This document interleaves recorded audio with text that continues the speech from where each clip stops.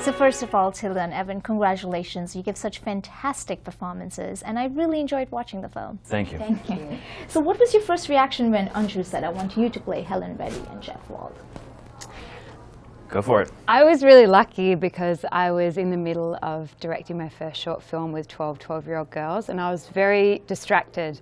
And I think if I'd had too much time to think about it, I might have been a little bit too terrified to say yes. But I'm so grateful that I got the opportunity to do this.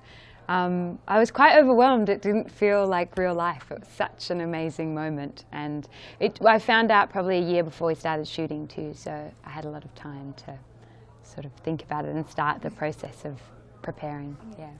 That's great. A year's great. Yeah. What did I do? Well, I read the script and I loved it, and then I went to meet with Anju, hoping that she would let me do it. And we talked about Jeff and the story and how it's a love story, and you know how Jeff really does love his family and Helen, and yeah, I was just honored to be a part of it. When she said you can do it, I was like, yes, okay, great. Can you talk a bit about the transformation in your research process to play someone like Helen Reddy? Yeah. So I found out that I got the part, but then we weren't sure when we were going to shoot it. So I didn't really start preparing until we found out only a few months before.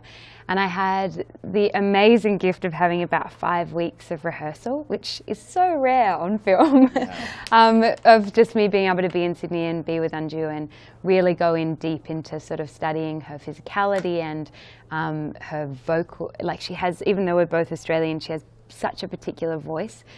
The pattern of the way she speaks is really unique, and that was really important for me to find. So I did a lot of work on her, on movement, and then of course the songs and the performances and trying to match that. So it sort of started off as sort of a process of almost mimicking and reading everything that I could about her, finding out as much as I could. What was really beautiful is the whole process was set up to really help my performance. So what happened was we had these 5 weeks of rehearsal, and in that time I would sing for like 2 or 3 hours every morning. I worked with a breathing coach and did a whole lot of work, and on the days I sung live, and then it was matched by Chelsea in post. So I got to sort of be as playful and creative and had the freedom to go wherever I wanted to on the day, which was really lovely. Evan, you've played sinister roles before, and you've mentioned that was mentally draining, and you had to go there for those scenes. What was your thought process this time when channeling Jeff? And once you met him, did talking to him actually impact that? Yeah, I think it did. It humanized him. In the script, he's a little, no discredit to our lovely writer, but it felt a little, I don't know what the right word is, but I guess maybe one-dimensional in that way. So I wanted to put a little bit more pathos. Yeah. Yeah, I wanted to put a little bit more of that in there, and meeting him really, showed me how human he was and how lovely he was and how much he loved his family and Helen.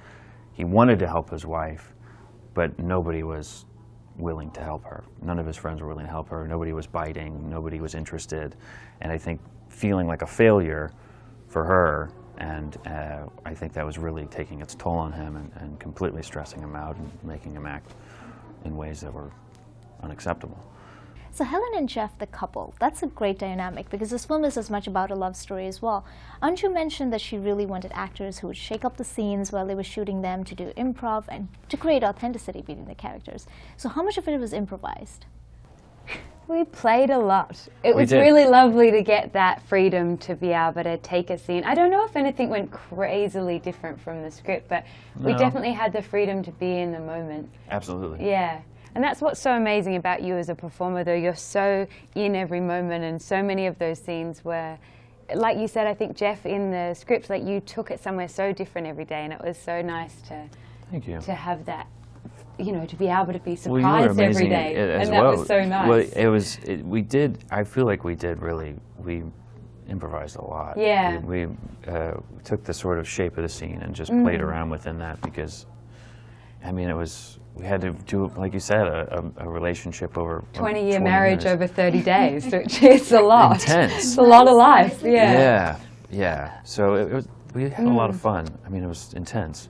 We times, shot but- quickly. It was like a very quick shoot in terms of the amount we were trying to shoot. So those scenes often happen quite quickly. So I think it was important to sort of give it space to just try and be in that moment as much as possible. What did you learn about each other's characters that you did not know before filming?